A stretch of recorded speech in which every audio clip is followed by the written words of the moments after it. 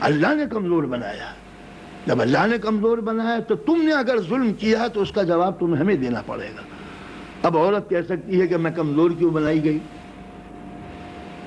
اللہ نے جو یہ ظلم کیا کہ میں کمزور بنائی گئی، میں بچے پالوں، یہ میاں میرا نکھٹو باہر گھومے اور بیڑیاں پیے، سگریٹ پیے، پان کھائے، صبح سے لے کے شام تک جائے، میں نے مصیبتیں کیوں بھری؟ ٹھیک، اس میں کوئی شک نہیں ہے کہ عورت کی بات، مرد کی بات بھی سننی پڑے گی، مرد کا آرڈر بھی سننا پڑے گا، بچوں کی مصیبت بھی سہنے پڑے گی، 9 مہینے پیٹ میں پالنا، پھر دودھ پلانا، پھر اس کی زندگی بھر خدمتیں کرنا. اگر یہ صرف دنیا ہوتی تو بنانے والے نے عورت پر ظلم کیا تھا. لیکن اس دنیا کے بعد اگر ریوارڈ کی کوئی اور جگہ ہے تو اسلام کہتا ہے کہ تم نے ہماری خدمت کی ہے. جس عورت نے 3 بچے پال کے جوان کر دیے، ہم پر واجب ہے کہ ہم اسے جنت دیں. تو ہم نے محسوس کیا کہ یہ اسلام کا حکم تھا کہ تم جو مصیبتیں اٹھا رہی ہو، اس لیے نہیں کہ ہم نے تم پہ ظلم کیا ہے، یا اس لیے نہیں، اس لیے کہ ایڈمنسٹریشن ہے میرا. یہ زمین کتنے ظلم اٹھاتی ہے. آپ اس پہ چلتے ہیں، اسے کھودتے ہیں، اس کی اینٹیں بناتے ہیں، اس پہ کھیتی باڑی کرتے ہیں. اگر یہ کل کو یہ زمین کہے کہ آسمان تو مزے کر رہا تھا اور میں مصیبت سے سہ رہی تھی، تو کبھی بھی بنانے والے نے کسی پہ ظلم نہیں کیا. جو اس کے کام آتا ہے قدرت اسے بھولتی نہیں ہے، اسے انعام دیتی ہے. تو لہٰذا عورت جو قربانیاں دیتی ہے تو قدرت اس کا انعام وہاں دیتی ہے کہ شوہر کی بھی پوری زندگی جو خدمت کرتی ہے، اس کا سب سے پہلے سوال عورت یہی ہوگا کہ تم نے اپنے ماتحت جو اللہ نے بنائے تھے اولاد پر اور بیوی پر تم نے کیا سلوک کیا، یہ پہلا سوال ہوگا. لہذا اس کی رسپیکٹ کے لیے، عزت و آبرو کے لیے اسے گھر میں رکھا، اس لیے کہ مرد اسی عورت کو اچھی نگاہوں سے دیکھتا ہے جو عزت، پاک و پاکیزگی، شرافت سے زندگی گزارتی ہے. اولاد بھی اسی ماں سے محبت کرتی ہے جس کا احترام اس کے دل میں ہوتا ہے. بچہ جب آنکھ کھولتا ہے تو ماں کو سمجھتا ہے کہ یہ آکاش سے ایک دیوی اتری ہے. جب یہ کوئی ایسا کام کرتی ہے تو بچے کی ایگو پہ اثر پڑتا ہے اور پھر یہ بچہ زندگی بھر ماں کی شرافت کو ڈھونڈتا پھرتا ہے، باپ کی نیکیوں کو تلاش کرتا ہے. ہمارے ہاں سوسائٹی میں ذات اور بچے جو بگڑتے ہیں وہ ماں اور باپ کے کریکٹر کو دیکھ کے بگڑتے ہیں. 95% ہمارے یہاں بچے جو خراب ہوتے ہیں سمجھتا ہے کہ باپ ہیرو ہے، میری ماں دیوی.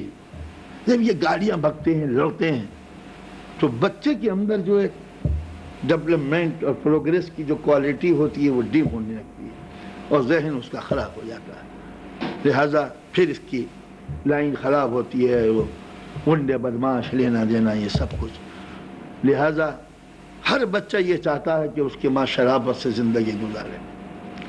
جب اسے معلوم ہوتا ہے کہ میرا باپ جوانی میں غلط تھا، میری ماں بھی کچھ صحیح نہیں تھی، تو وہ چپ ہو جاتا ہے، زندگی بھر وہ پاکیزگی کو ڈھونڈتا ہے. لہذا شرافت کی زندگی دیکھ، قرآن مجید میں جہاں کوئی غیر نہیں ہے وہاں حوروں کی تعریف کیا کی ہے؟ حور مقصورات فی الخیام. یہ جنت میں بھی ہوں گی تو ان کی سجاوٹ ڈیکوریشن کے لیے یہ ہے کہ یہ خیموں میں بیٹھی رہیں. جہاں جنت میں کوئی اور نہیں ہے وہاں عورت کے حسن کے لیے، اس کی خوبی کے لیے یہ ہے کہ عورت کا نکھار اس کا پردے میں رہنا ہے. قرآن مجید میں کہا کہ حوریں وہ ہوں گی کہ جن کی شرم سے آنکھیں جھکی ہوئی ہوں گی. ان کیا معلوم بیوقوفوں کو کہ مرد کی سائیکلوجی کیا ہے. مرد اسی کو محبت کی نگاہوں سے دیکھتا ہے جو عورت شرم سے آنکھیں جھکائے ہوئے ہوتی ہے. وہ جو بوسی نیچر کی عورتیں ہیں، مرد کبھی اس سے شادی کرنا پسند نہیں کرتا. مجھے اچھی طرح یاد ہے ایک مرتبہ لندن میں نے جب اس کی ڈائنا کی شادی ہوئی تھی، جس کو دیکھو ڈائنا کی تصویریں، پرنس کی تصویریں، ڈائنا کی تصویریں. تو میں لڑکیوں سے پوچھتا تھا یہ ڈائنا کیوں تمہیں اچھی لگتی ہے؟ تو نہ پوچھئے، انگریز لڑکے دیوانے، پاگل، جو بھی برٹشر تھے لندن، کیا ہوا؟ لیکن دیکھیے یہ شرم سے آنکھیں جھکائے رہتی ہے، بس ایک ہی ادا جہاں آنکھیں ملانا عورت کے لیے خوبی کی بات تھی، وہاں جب دل ٹٹولے گئے تو پتہ چلا کہ وہی عورت بڑی خوبصورت لگتی ہے جو شرم سے آنکھیں جھکائے رہتی ہے۔ یہی شرم اس کی عزت، وقار، اس کی گھریلو ریلیشن اس کو قائم رکھتی ہے۔ مرد کا نیچر ہی ایسا ہے۔ عورت چاہتی ہے کہ مرد نظر ملا کے بات کرے، مرد چاہتا ہے کہ عورت نظر جھکا کے بات کرے۔ عورت چاہتی ہے کہ اس کا مرد بے پناہ بہادر ہو، ہیرو ہو، سپرمین۔ مرد چاہتا ہے کہ اس کی عورت شرمیلی ہو، ڈرتی ہوئی ہو، سہمی ہوئی ہو۔ اس کا نیچر یہی ہے۔ حضرت علی کہتے ہیں کہ بہادری مرد کا زیور ہے، مگر عورت کو بہادر نہیں ہونا چاہیے، اس لیے کہ مرد کبھی بہادر سورما عورتوں کو کرنا پسند نہیں کرتا کے اندر۔ وہ شرم سے لجاتی ہوئی ہو، وہ کوئی چیز اگر وزنی ہے تو وہ شوہر کو بلائے، اجی سنتے ہیں یہ ذرا ٹیبل اٹھا کے رکھ دیجئے، یہ آئیں گے، ارے ہٹو تم سے نہیں ہوتا۔ لیکن اگر وہ کوئی عورت ایسی ہو کہ ٹیبل اٹھا کے وہ پھینک دے اور شوہر سے نہ ہل سکے، نہ پوچھئے، وہ گھر بگڑ جاتا ہے۔ عورت کی ایگو کے اوپر اثر پڑتا ہے۔ لہذا سائیکلوجی کو جو نہیں جانتے وہ عورت کا ڈیزائن اس طرح کرتے ہیں۔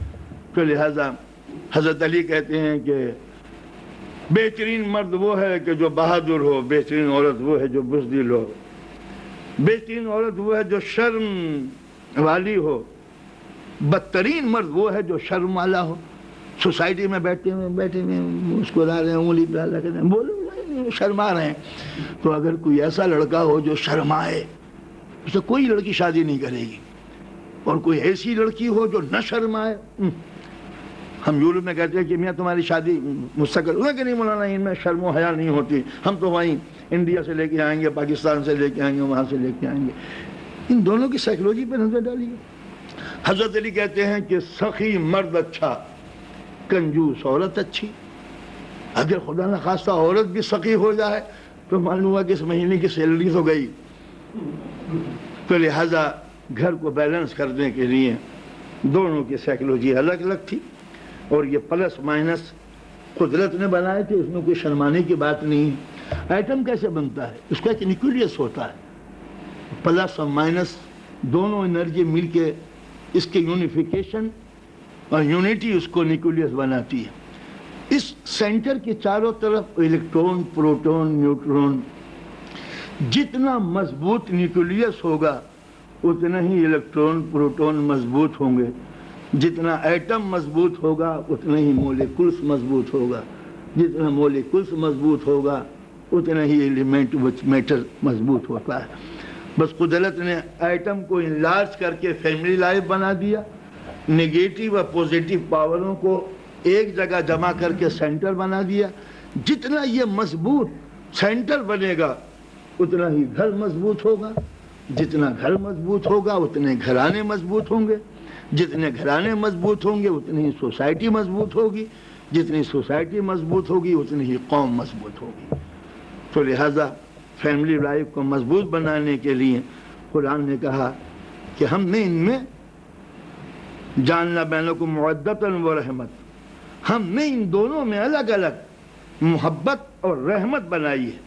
ہم نے محبت پیدا دی ہے لتسکنوا، تاکہ سکون پائیں۔ تو مرد اور عورت کو الگ الگ بنا کے الگ وہ گھر میں پیدا ہوئی، وہ پورب میں وہ پچھم میں، دونوں کو جوڑ دیا، الگ الگ آئٹم سے گھر بنائے، ان کو سکون دیا، پیار و محبت دی، تاکہ ایک مضبوط سماج جنم لے سکے۔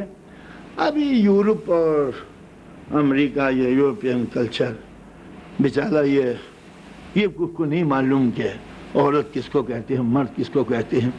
یہ سب ڈارون کی اولاد ہیں یا فرائڈ کے بچے ہیں۔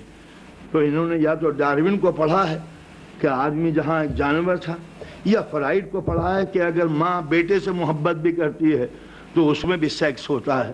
کیسا پاگل آدمی تھا جس کو یہ نہیں معلوم کہ ماں اگر بچے کو چومتی ہے تو وہ چومنے کا انداز کچھ اور ہوتا ہے، کسی اور کو بوسہ دیتی ہے تو اس کا تصور اور ہوتا ہے۔ جو ہیومن سائیکلوجی سے واقف نہ ہو